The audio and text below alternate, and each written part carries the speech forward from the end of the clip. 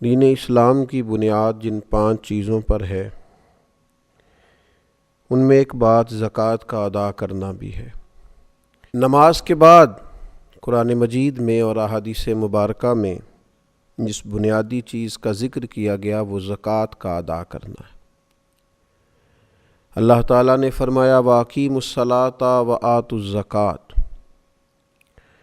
نماز قائم کرو اور زکوٰۃ ادا کرو۔ وَارْكَعُوا مَعَ الرَّاكِعِينَ، رکوع کرو رکوع کرنے والوں کے ساتھ۔ یہ جو زکوٰۃ ہے، یہ جو صدقات ہیں، یہ اپنی معنویت اور اپنے حسن کے لحاظ سے معاشرے کے اندر ایک عجیب سی خوبصورتی پیدا کرتے ہیں۔ امیر کا غریب کے ساتھ محبت کا رشتہ قائم ہوتا ہے، ضرورت مندوں کا اہل فضل کی طرف رجحان اور ان کا پھر غریب پروری کرنا معاشرے کے اندر حسن کو، اخوت کو، بھائی چارے کو فروغ دیتا ہے۔ صدقات کے نبی کریم صلی اللہ تعالیٰ علیہ وسلم نے جو فضائل بیان کیے اور ترغیب جو نبی کریم علیہ السلام نے ارشاد فرمائی، اس کی جاذبیت اور خوبصورتی کو اگر سمجھا جائے تو حضور علیہ السلام کا تھوڑا سا توجہ دلانا اور اس توجہ کے اندر حضور علیہ السلام نے جس طرح کی اہمیت اس چیز کو عطا فرمائی وہ عجیب سا دل کو ٹھنڈا کرتا ہے۔ اللہ کے حبیب علیہ السلام نے ارشاد فرمایا کہ یہ جو صدقہ ہے یہ تو برے خاتمے سے بچا لیتا ہے۔ اتنی بڑی بات، اتنا بڑا اجر، یعنی انسان کو سب سے زیادہ جس بات کا ڈر ہوتا ہے وہ یہ ہوتا ہے کہ اختتام کہیں برا نہ ہو جائے۔ یہ صدقہ ایک ایسی چیز ہے جو سوء خاتمہ سے انسان کو محفوظ رکھتا ہے، اور ارشاد فرمایا کہ صدقہ عمر میں اضافہ کرتا ہے، 70 مصیبتوں کے دروازے بند کرتا ہے۔ اللہ تبارک و تعالیٰ کے حبیب علیہ السلام نے اس قدر زیادہ اس کو پسند فرمایا اور اس قدر زیادہ توجہ دلائی کہ فرمایا دوزخ سے بچ جاؤ، چاہے کھجور کا ایک ٹکڑا صدقہ کر کے ہی دوزخ سے بچ جاؤ۔ یہ چیز تمہارے لیے اللہ تبارک و تعالیٰ کی بارگاہ سے بہت بڑا انعام کا سبب بنے گی کہ تمہارے لیے دوزخ سے آزادی ہوگی۔ یقیناً جس بات کے فضائل ہوتے ہیں، جس کام کے فضیلتیں ہوتی ہیں، اسے نہ کرنے کی وعیدیں بھی ہوتی ہیں۔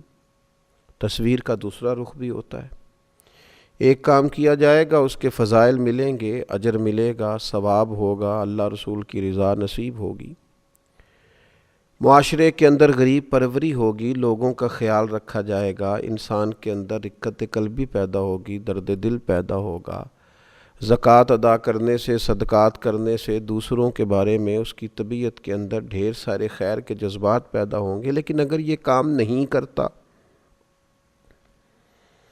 وسعت کے باوجود نہیں کرتا، اس پر فرض ہے نہیں کرتا، تو یقیناً پھر اس کی وعیدیں بھی ہوں گی، اس کے لیے سزائیں بھی ہوں گی۔ نبی پاک صلی اللہ تعالیٰ علیہ وسلم نے ارشاد فرمایا، سیاستہ میں موجود ہے، فرمایا جس مال کی زکوٰۃ نہیں دی جائے گی وہ زہریلے سانپ کی صورت اختیار کر کے قیامت والے دن انسان کے گلے کا توق بنے گا اور لوگوں کو ڈسے گا، ہوگا وہ مال ہی۔ یہ مال اللہ کا فضل بھی ہے، لیکن اگر اس کی زکوٰۃ ادا نہیں کی جاتی تو یہ ایک زہریلے سانپ کی صورت میں صبح قیامت انسان کے سامنے لایا جائے گا۔ بخاری میں موجود ہے۔ کیوں صحیح طور پر حساب کر کے، توجہ کر کے، اور کوئی مشکل نہیں ہے آپ کو، اگر آپ مال کے نصاب ہیں تو اس مال پر سال گزرنے کے بعد آپ کو 2.5% زکوٰۃ دینی ہے، 40واں حصہ دینا ہے، تو یہ کوئی مشکل کام نہیں ہے۔ لیکن نہ کریں گے تو اس کی سزا، نبی پاک صلی اللہ تعالیٰ علیہ وآلہ وسلم کی خدمت عالی مرتبت میں خواتین حاضر ہوئیں تو ان کے ہاتھوں میں سونے کے کنگن تھے۔ اللہ کے حبیب صلی اللہ تعالیٰ علیہ وسلم نے فرمایا ان کی زکوٰۃ ادا کر دی، تو انہوں نے نفی میں جواب دیا، تو آپ صلی اللہ تعالیٰ علیہ وسلم نے ارشاد فرمایا کیا تمہیں پسند ہے کہ تمہیں آگ کے کنگن پہنائے جائیں؟ ڈر گئی، پریشان ہو گئی. تو اللہ کے حبیب علیہ السلام نے انہیں تاکید فرمائی کہ اس سونے کی جو تم نے ہاتھ میں پہنا ہے اس کی زکوٰۃ ادا کرو. ایسا نہ ہو کہ یہ آج تو تم نے سونے کے کنگن پہنے ہیں اور قیامت کے دن تمہیں آگ کے کنگن پہنا دیے جائیں. تو جو لوگ بھی مالک نصاب ہیں، صاحب استطاعت ہیں اور جن پر زکوٰۃ فرض ہے، وہ اس بات کا اچھی طرح خیال کر لیں کہ یہ زکوٰۃ مال کو پاک بھی کرے گی، فائدہ بھی کرے گی، اللہ کی رضا اور خوشنودی کا باعث بھی بنے گی. اور نہ ادا کریں گے تو ایک تو یہ کہ آخرت کے اندر اس کو یہ والی سزائیں ملیں گی کہ آگ کے کنگن پہنائے جا رہے ہیں اور مال سانپ بنتا جا رہا ہے. حضور علیہ السلام نے یہاں دنیا کے اندر بھی ارشاد فرمایا کہ خشکی اور تری میں جو تمہارا مال ضائع ہوتا ہے وہ زکوٰۃ ادا نہ کرنے کی وجہ سے ہوتا ہے. تو ایک تو بات یہ کہ زکوٰۃ ذمہ داری کے ساتھ ادا کی جائے، اس کام میں کسی قسم کی کوئی کوتاہی نہ کی جائے، کسی سستی کا شکار نہ ہوا جائے، لیت و لالا کا شکار نہ ہوا جائے، بہانے بازی نہ کی جائے. اس فرض کو فرض جانتے ہوئے، انتہائی حساس مسئلہ سمجھتے ہوئے اس کی فوری ادائیگی کا اور احتیاط سے بندوبست کیا جائے. اور پھر یہ کہ اس کے جو آداب ہیں، جو ایک مسلمان کوئی بھی عبادت کرتے ہوئے کچھ آداب کا خیال رکھتا ہے، ان آداب کا بھی پوری طور پہ خیال رکھا جائے. سب سے پہلی بات تو یہ کہ زکوٰۃ حسن نیت سے ادا کی جائے. زکوٰۃ کوئی پتھر پھینکنے والا عمل نہیں ہے کہ جیسے بھی پھینک دیں گے، خوش دلی سے پھینکیں یا بد دلی سے وہ لگ جائے گا. یہ زکوٰۃ تو اللہ کی بارگاہ میں دینی ہے. صدقہ کو پتھر پھینکنے والا عمل تو نہیں کہ جیسے بھی پھینکے لگ جائے گا. یہ تو خالص اللہ کی رضا کے لیے دینی ہے. تو اس کے بارے میں تو قرآن مجید نے فرمایا وَمَا تُنْفِقُونَ إِلَّا ابْتِغَاءَ وَجْهِ اللَّهِ، تم جو کچھ بھی خرچ کرتے ہو اسی لیے تو خرچ کرتے ہو کہ تمہیں اللہ کی خوشنودی حاصل ہو. تو حسن نیت، ارادہ حسین، دیتے وقت اللہ تعالیٰ کی رضا کے لیے خاص جذبہ. ایک بزرگ فرمایا کرتے تھے کہ میں تو جب صدقات دیتا ہوں تو جسے دیتا ہوں اسے اپنا محسن سمجھتا ہوں کہ دیکھو میں اسے دے رہا ہوں، بندے کو دے رہا ہوں اور راضی مجھ سے میرا اللہ ہو رہا ہے. تو حسن نیت پہلی بات. اور دوسری بات، ہر قسم کی تصنع سے بچا جائے، ہر قسم کے ریا سے بچا جائے. یہ دے کر کے اور کسی قسم کا بھی اگر دکھلاوے کا مزاج بنایا جائے یا کسی شخص کو کسی بھی طور پر بتایا جائے تو یاد رکھیے گا حضور علیہ السلام نے فرمایا اللہ قیامت کے دن ارشاد فرمائے گا انہی سے جا کے اجر لو جن کو دکھانے کے لیے تم عمل کرتے تھے. تو تصنع سے پورے طور پر اور مکمل طور پر اجتناب کیا جائے. اور پھر جسے دیا جائے اس پر احسان نہ جتلایا جائے، ایذا نہ دی جائے، تکلیف نہ دی جائے. ہمارے ہاں جس طرح سے لوگ کہتے ہیں آپ ابھی آ گئے ہیں، تو میرے سونے کا ٹائم تھا، کل آئیے گا، پرسوں پتہ کر لیجئے گا، ہاں میرا ارادہ بن گیا ہے، آپ صبح وقت پر آ کر لائن میں کھڑے ہو جائیے گا. اللہ تعالیٰ نے جب آپ کو دیا ہے تو اس طرح تھوڑی دیا ہے. معاذ اللہ، آپ ایذا نہ دیں، تکلیف نہ دیں. وہ کسی نے کہا تھا کہ لوگوں کو ملا ہے تو مقدر سے ملا ہے، ہم کو تو مقدر بھی تیرے در سے ملا ہے. تو اللہ نے جب دیا ہے تو کرم سے دیا ہے. تو جب یہ ذہن ہو کہ مجھے کرم سے ملا ہے تو پھر دیتے وقت تکلیف نہ دی جائے، اذیت نہیں دی جائے. قرآن مجید نے فرمایا یا ایھا الذین آمنوا لا تبطلوا صدقاتکم بالمن والعذا، اے ایمان والو احسان جتلا کر اور ایذا دے کر اپنے صدقات کو باطل نہ کر لینا. اپنے صدقات باطل نہ کرو، احسان جتلا کر اور دل آزاری کر کے ایذا دے کر ان کو ضائع نہ کرو، باطل نہ کرو.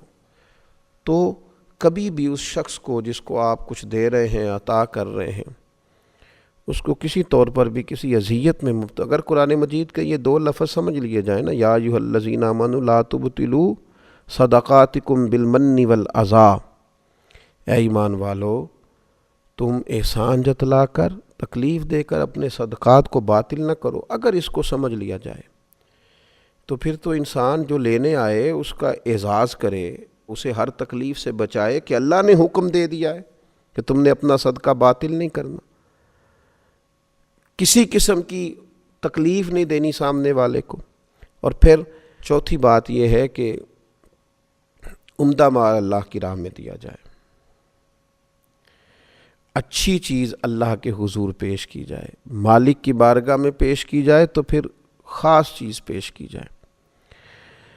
جو لوگ محبوب کو تحفہ دیتے ہیں وہ بڑا قیمتی تحفہ خرید کے لاتے ہیں اور پتہ ہے بڑا قیمتی ہے، پھر بھی اس کو سجاتے ہیں، سنوارتے ہیں، کسی خاص جگہ پہ اس کو پیک کرتے ہیں، اس کے اوپر پھول لگائے جاتے ہیں، بڑے حسین انداز میں اپنے پیاروں کے لیے تحفے بھیجے جاتے ہیں، گلدستے منگائے جاتے ہیں۔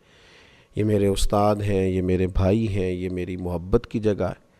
لوگ بڑے اعزاز کے ساتھ تحفے روانہ کرتے ہیں تو اللہ کے حضور پیش کرنا ہے، رب رسول کی رضا کے لیے دینا ہے۔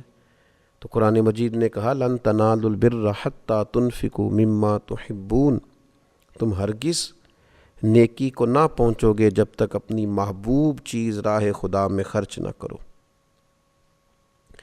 ایک شاعر نے بڑی خوبصورت بات کی تھی، اگرچہ اس نے نقشہ تو کربلا کا کھینچا ہے، لیکن اس نے کہا تھا لاش اکبر دی ویکھ حسین کیا، گل یار دی گلو نہیں لائی دیے، دائم سونے محمد دے نام اتوں سونی چیز ہی وارنی چاہی دیے۔